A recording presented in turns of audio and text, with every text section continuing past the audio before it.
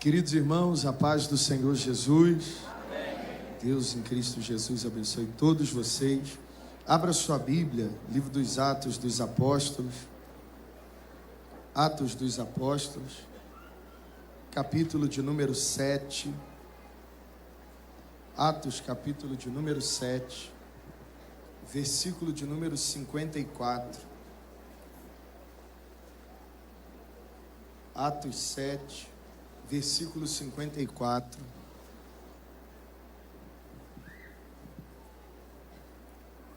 Até o versículo de número 56. Quem encontrou, como sinal, diga amém. Amém. Diz assim: ouvindo eles isto, enfureciam-se no seu coração e rilhavam os dentes contra ele. Mas Estevão, cheio do Espírito Santo, fitou os olhos no céu e viu a glória de Deus e Jesus, que estava à sua direita, e disse: eis que vejo os céus abertos e o Filho do Homem em pé à destra de Deus. Vamos ler todos juntos o versículo de número 56, está na tela aqui. Vamos lá, 1, 2, 3, e disse: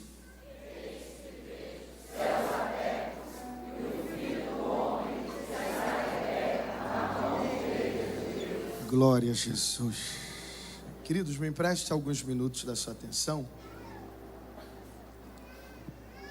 A igreja primitiva, ela sofreu com um problema que é um problema comum em todo lugar que a presença de Deus está: falta espaço.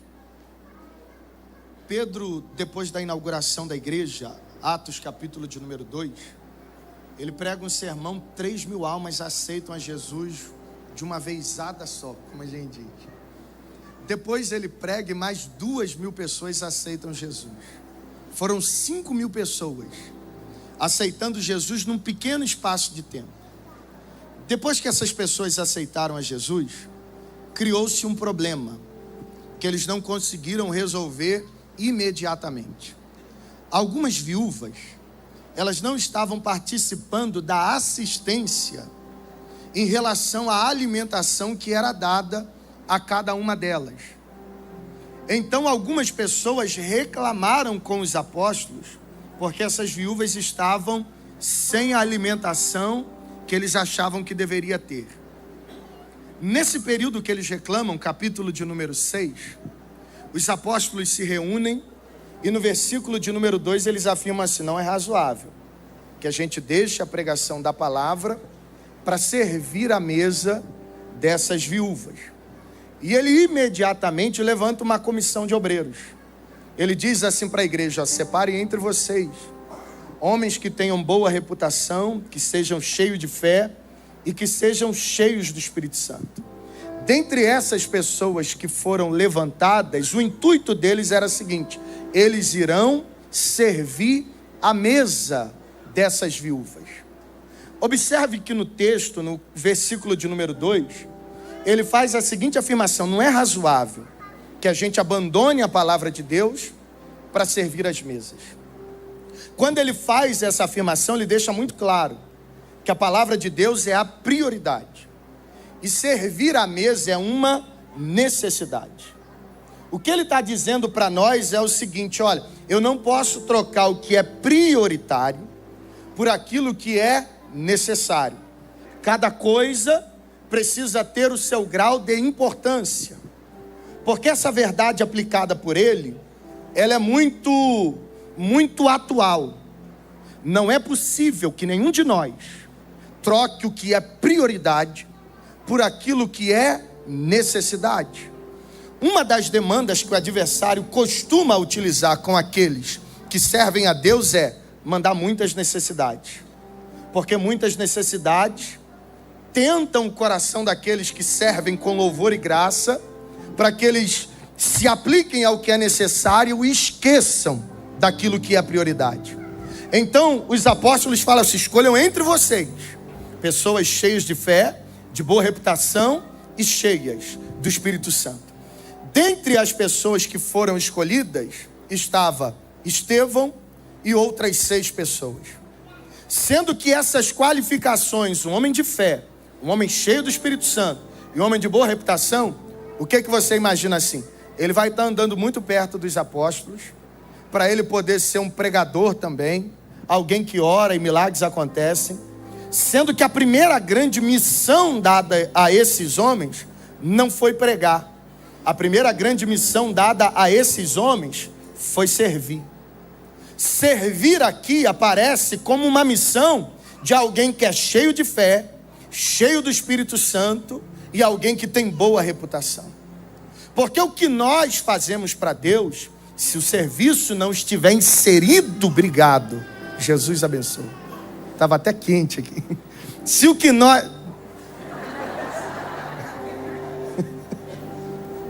Amém. É por isso que eu estou tremendo também. Se o que nós fazemos não estiver inserido, servir, nós não estamos fazendo direito. Ele mostra para nós que servir às mesas também faz parte da vida daqueles que são cheios do Espírito Santo. A nossa luta não deve ser apenas para ter o microfone na mão, ou para ter uma oportunidade na frente de todas as pessoas. Uma pessoa cheia do Espírito Santo entende que a essência do seu ministério é baseada no serviço. É aquilo que você faz a pessoas como essas viúvas, que não poderiam retribuir em nada, mas fazia parte da essência deles. E ele segue. Quando ele escolhe Estevão, ele tem algumas características. E quais eram? Está escrito no texto que nós lemos no versículo 54. Ele era cheio do Espírito Santo. Ao afirmar que ele era cheio do Espírito Santo, em pelo menos 4 ocasiões, vai aparecer essa expressão cheio do Espírito Santo. A primeira está no versículo 5 do capítulo de número 8. Quando ele foi escolhido para servir, ele era cheio do Espírito Santo. No versículo 8 do capítulo 6, para ele pregar, para ele falar, ele também era cheio do Espírito Santo. No mesmo capítulo de número 6, para ele operar sinais e prodígios, ele também era cheio do Espírito Santo. E no capítulo de número 7, versículo 55, enquanto ele está sendo acusado, ele também era cheio do Espírito Santo. O Espírito Santo foi a marca do ministério de Estevão. Embora ele operasse prodígios, só o fez porque era cheio do Espírito Santo. Embora ele servisse, só serviu porque era cheio do Espírito Santo.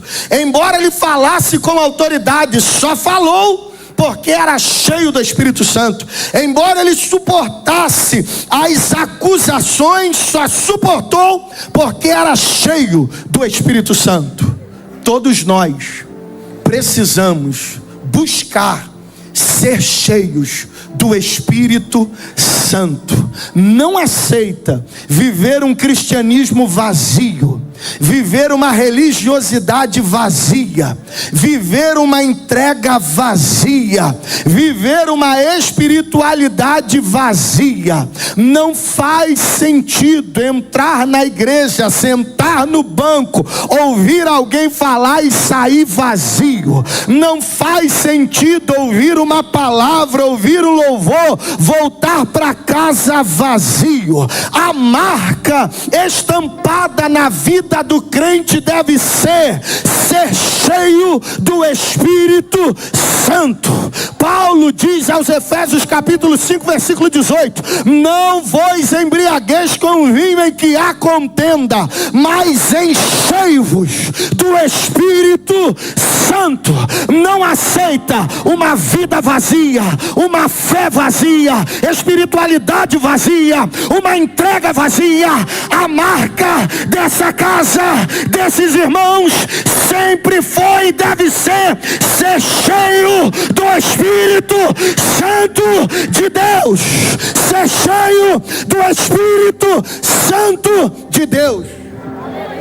Não faz sentido viver uma fé que não mexa com o nosso interior. Não faz sentido viver uma realidade que só toque nas nossas emoções, mas não transforme a nossa essência. Não faz sentido viver uma vida sem ser cheio do Espírito Santo. Uma vez, perguntaram a Billy Graham, utilizando o texto que Paulo usa aos Efésios, o que ele achava de uma pessoa que ao beber vinho estaria em pecado, e ele usou esse texto, que não poderia se embriagar, e questionaram ele. Ele disse assim: na minha visão, se embriagar é tão pecado quanto não ser cheio do Espírito Santo. Nós precisamos entender que a afirmação que Paulo faz é enchei-vos, é uma ação contínua, não é algo que acontece uma vez. Mas na conferência marcou, precisa ali marcar novamente. Mas o culto da semana passada foi poderoso, precisa ser poderoso novamente. Mas no início do culto foi bom, precisa continuar a ser bom. Enchei-vos do Espírito Santo. Que nossos dias sejam dias para nos encher da presença de Deus. Que nossos quartos sejam banhados a lágrimas e joelhos que se dobram pedindo para ser cheios do Espírito Santo. Que a nossa devoção seja uma devoção profunda e o nosso desejo seja ser cheio do Espírito Santo. Deixa eu dizer, você pode ter a necessidade de uma casa, você pode ter a necessidade de um carro, você pode ter a necessidade de uma viagem, mas hoje eu quero falar sobre prioridade, e a sua prioridade é ser cheio do Espírito Santo, cheio do Espírito Santo. Se for para perder, perde amigo, perde trabalho, perde emprego, mas não perde a presença. Seja cheio do Espírito Santo. Aleluia. Não troque prioridade por necessidade. Aí ele continua: tiveram que chamar gente para poder acusá-lo, porque ninguém conseguia resistir com o homem cheio do Espírito Santo falando. Aleluia.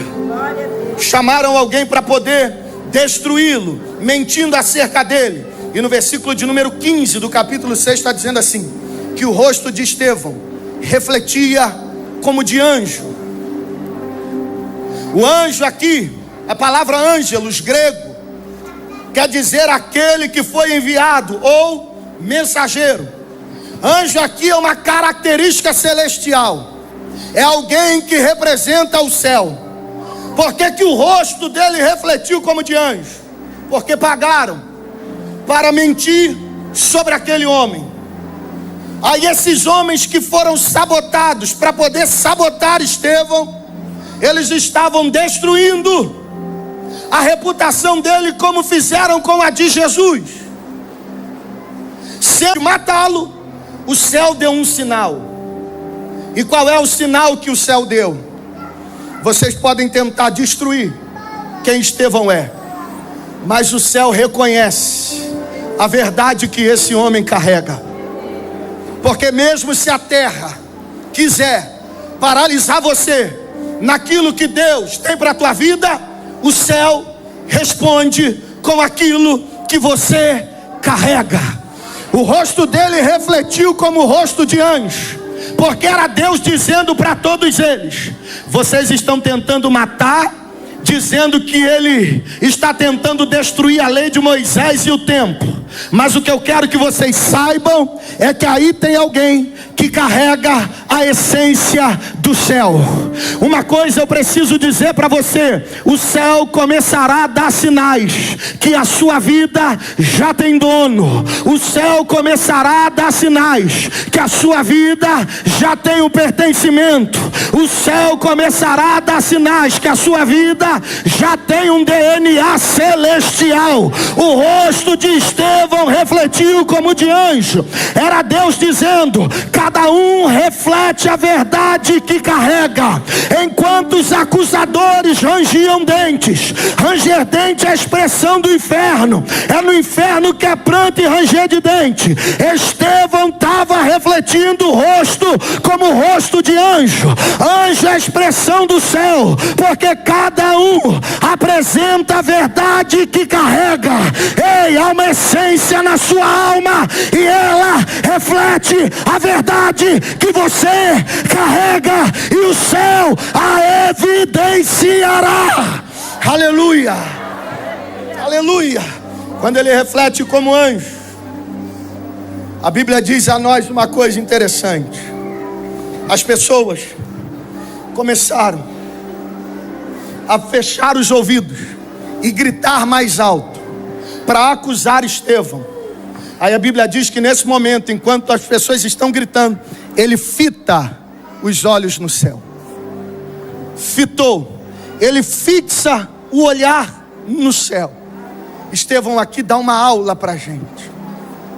Um homem sendo apedrejado, um homem sendo caluniado, ao invés dele olhar para alguém e falar assim: alguém vai me socorrer, ele olha para o céu e fixa os olhos dele.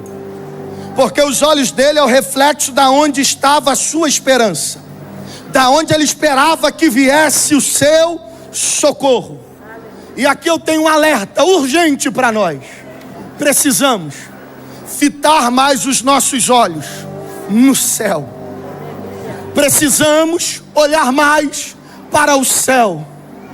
Triste é que a nossa geração, ela gasta mais tempo preparando a roupa do que preparando a alma.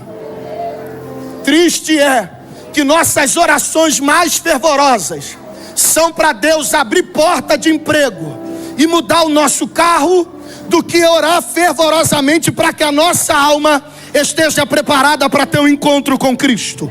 Os nossos olhos precisam estar fitos novamente no céu. Pare de gastar a maioria do seu tempo achando que seu tempo é infinito e que você não terá de dar conta daquilo que Deus já requereu de você e você não colocou em prática. Precisamos olhar novamente para o céu. Deixa eu dizer uma coisa: dentro de algum tempo estaremos numa catedral maravilhosa.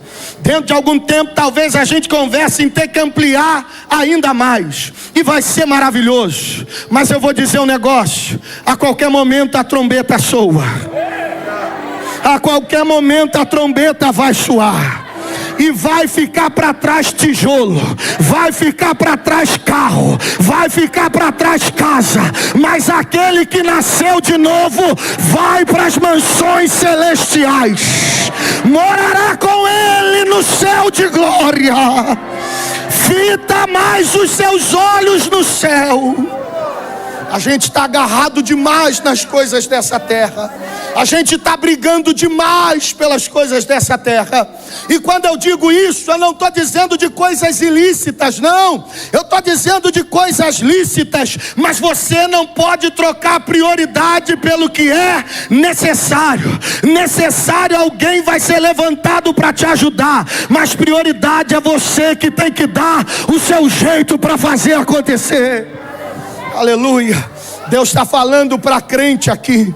Não adianta você ficar: Deus, hoje eu namoro, hoje eu caso, hoje eu faço, hoje eu deixo de fazer, esquecendo a tua alma. Não adianta: Deus, hoje eu compro um carro, amanhã eu troco o carro, semana que vem eu troco o carro, esquecendo a tua alma. Não adianta: Deus, hoje é uma viagem, amanhã é outra viagem, mas esquece da tua alma. Não adianta: Deus, hoje é um cabelo, amanhã é outro cabelo, mas esquece da tua alma. Hoje é uma roupa, hoje é um tênis, mas esquece da tua alma. Eu não estou dizendo que você não deve desfrutar de nada disso. Desfruta de tudo que o céu te dá, mas não perde a tua salvação colocando na terra a sua prioridade. Não perde o céu colocando na terra a sua prioridade. Fita os seus olhos no céu. A pergunta que eu faço para você agora, a gente vai encerrar agora: e se Jesus voltasse agora? Louco pedirão a sua alma. Aleluia. E se Jesus volta agora? Agora a gente pode pegar o pão como se não tivesse acontecendo nada. Mas o céu vê o que outras pessoas não veem. Não troca a sua prioridade. Fita mais os seus olhos nos céus. Jesus está voltando, igreja. Jesus está voltando, igreja. Perdoa hoje. Restaura a tua vida hoje, conserta hoje, avança na direção do céu hoje. Se for para deixar algumas coisas para trás, deixa. Tem até uma música que diz que eu perca amigo, que eu perca dinheiro, só não posso perder a sua presença. A sua presença. Se você puder, levante a sua mão aos céus.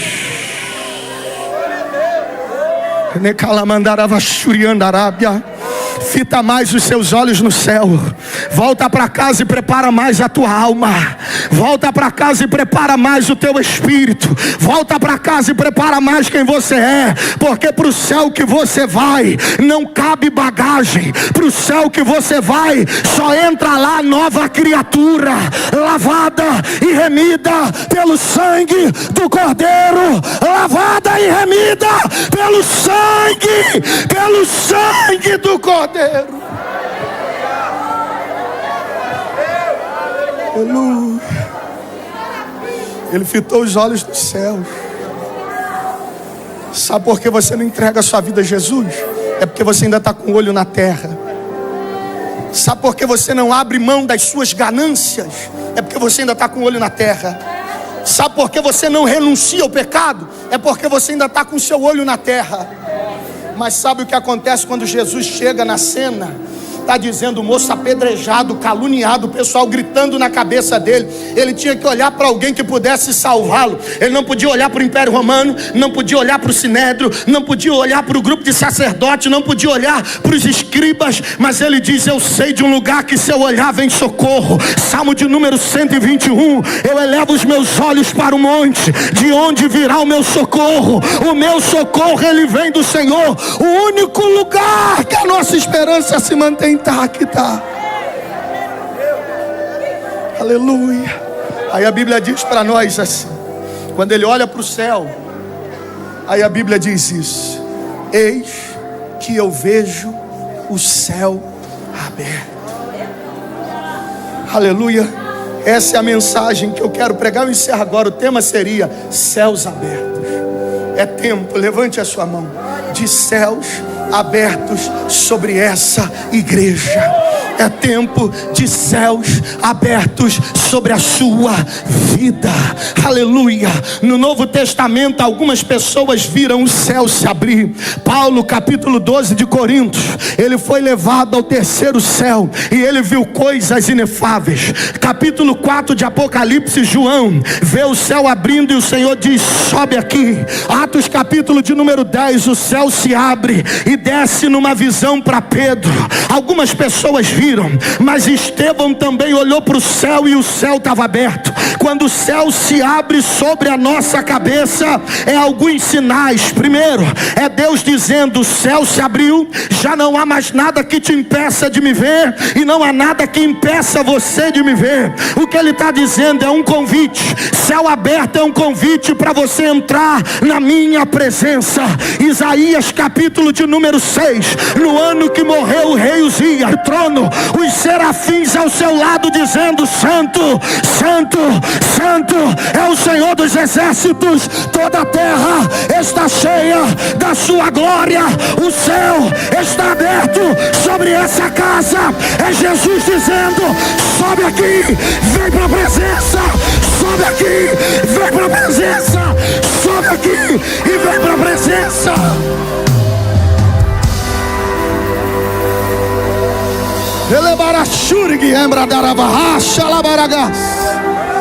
Céu aberto é um convite. Venha para minha presença. Aleluia. Aleluia. Céu aberto, ele é um sinal da aprovação do céu. E eu encerro agora em nome de Jesus. Quando Jesus está indo em direção ao Jordão, o Jordão, aconteceu com ele algumas coisas. Josué quando está atravessando com o povo, coloca um pé no Jordão, o Jordão se abre. Quando Elias e Eliseu tiveram de atravessar o Jordão, encostaram a capa, e a capa fez com que o Jordão se abrisse. Quando Jesus estava indo no Jordão para ser batizado, ele vai descendo as águas. João afirma: eis aí o Cordeiro de Deus que tira o pecado do mundo. Só que o Jordão não abriu, permaneceu do mesmo jeito. Aí você pensa: Jesus é inferior a Josué, é inferior a Elias, é inferior a Eliseu? De maneira nenhuma, porque enquanto eles abriram o que era da terra, na hora que Jesus está descendo o Jordão, o que abriu não foi o Jordão, o que abriu foi o céu. Aleluia. O Espírito Santo desce e uma voz brada: eis aí o meu filho amado, em quem eu tenho tanto prazer. O que eu tenho para dizer é: Deus não está abrindo só a terra, Deus está abrindo o céu, Deus está abrindo o céu.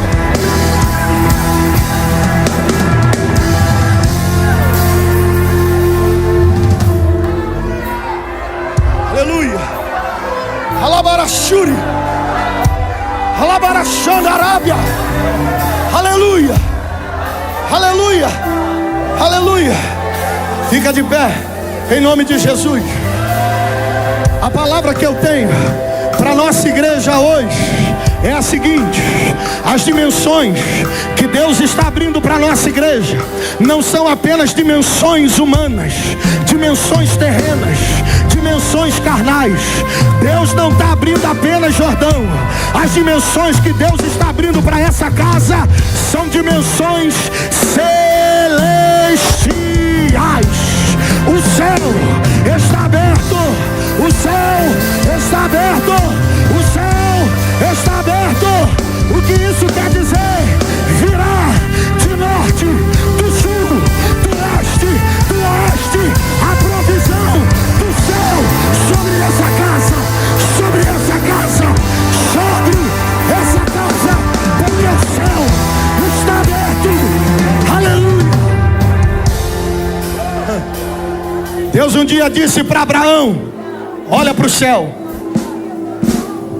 começa a contar as estrelas, porque a partir do momento que você contar, você vai ver incalculável. Aí Deus estava dizendo: assim será a sua descendência. Deus estava dizendo para Abraão: Abraão, assim como a imensidão do céu, que você não pode contar, assim serão as promessas sobre a vida dos seus e da sua descendência. Aleluia. Levante a sua mão e eu encerro agora. As promessas são o céu aberto.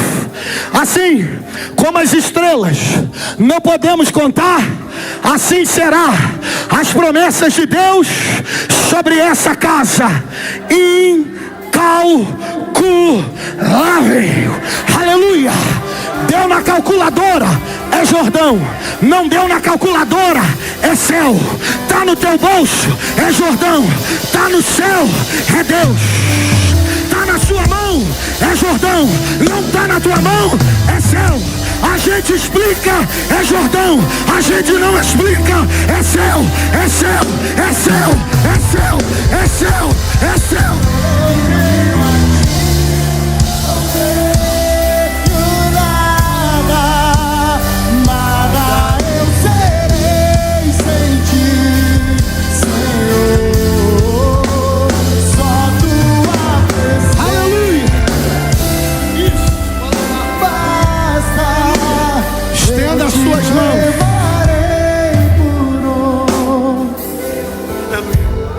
Jesus, aleluia. Os teus filhos que estão aqui, há um convite do Senhor para eles. Eles farão parte, Pai, de tudo que o Senhor está liberando sobre essa casa, que flui através da vida dos pastores dessa casa. Os céus também se abrirão sobre a vida dessas pessoas. Não haverá mais céu fechado, porque os céus estarão abertos. Enquanto você ora, se você está aqui, mas não faz parte dessa igreja, eu te convido a fazer parte de um céu que está aberto. Te convido a fazer parte de um céu que está aberto. É um convite para você hoje desfrutar de promessas que estão acontecendo e que acontecerão dentro de pouco tempo. Você é crente, mas está namorando essa igreja. Chegou a hora de desfrutar o céu que está aberto sobre esse lugar. Para a gente te conhecer, é só levantar uma das suas mãos para a gente poder orar pela sua vida. Aleluia, aleluia. Os que são da casa, baixem as mãos. Mas você hoje é de outra igreja e quer fazer parte dessa casa. Eu te convido para viver um período de céu aberto sobre a tua vida. É só levantar uma das suas mãos e a gente vai orar e abençoar você. Glória a Jesus. Estou vendo uma mão levantada aqui na minha esquerda. Glória a Jesus. Cadê a segunda? Cadê? Lá na galeria mais alguém? É só levantar uma das suas mãos. Nós vamos orar e abençoar a sua vida. Escute isso agora. Você não é crente, mas chegou a hora de você desfrutar de céu aberto. Acabou esse negócio de olhar apenas para as provisões terrenas. Não é para caber na tua calculadora, não é para caber no teu bolso. Virá do céu que Deus tem para ti. Virá do céu que Deus tem para ti. O convite que eu faço para você hoje, tem promessa que começará a acontecer na tua vida a partir do momento que você se posicionar. Aonde você está, nessa condição, está afastado, está parado, chegou a hora de ganhar mobilidade novamente. Glória a Jesus, está vindo lá. Glória a Jesus. Aleluia. Isso. Está vindo aqui, glória a Jesus. 3 pessoas, está aqui mais 1, 4 pessoas, 5 pessoas. Cadê você? Saia do seu lugar e depressa. Saia do seu lugar depressa, em nome de Jesus. Você parou, não importa o motivo que te levou a parar. Chegou a hora de você ganhar mobilidade. O céu está aberto sobre nós. O céu está aberto sobre nós. O céu está aberto sobre nós. Aleluia. Desce da galeria depressa e vem aqui na frente. Sai daí de trás depressa. Está vindo aqui mais gente. Vem depressa aqui em nome de Jesus. Glória a Jesus. Glória a Jesus. O céu está aberto sobre ti hoje. Você que está ao lado de alguém. Oh, meu Deus. A gente tem um tempo da ceia agora, então não vou demorar mais 30 segundos. Saia daí depressa em nome de Jesus. O céu está Se você aberto. está ao lado de alguém, fale para ele: o céu está aberto sobre ti. Vem desfrutar da bênção do Senhor que flui nesse lugar. Em nome de Jesus. Em nome de Jesus. Mais 10 segundos e eu aguardo você. 10 segundos e eu aguardo. Saia daí depressa. Em nome de Jesus. Se você está ao lado de alguém, me ajude com esse convite. Me ajude com esse convite. A tua vida não vai mais ficar travada ou paralisada, não. Deus quer destravar esse negócio todo. Sabe esse negócio de desembolar tudo? Deus quer fazer isso hoje. Mas você vai precisar se posicionar. Então, em nome de Jesus, desce da galeria ou daqui da frente, onde você estiver. Desce correndo e vem aqui. E nós vamos orar por você. E vamos abençoar a sua vida. Glória a Deus.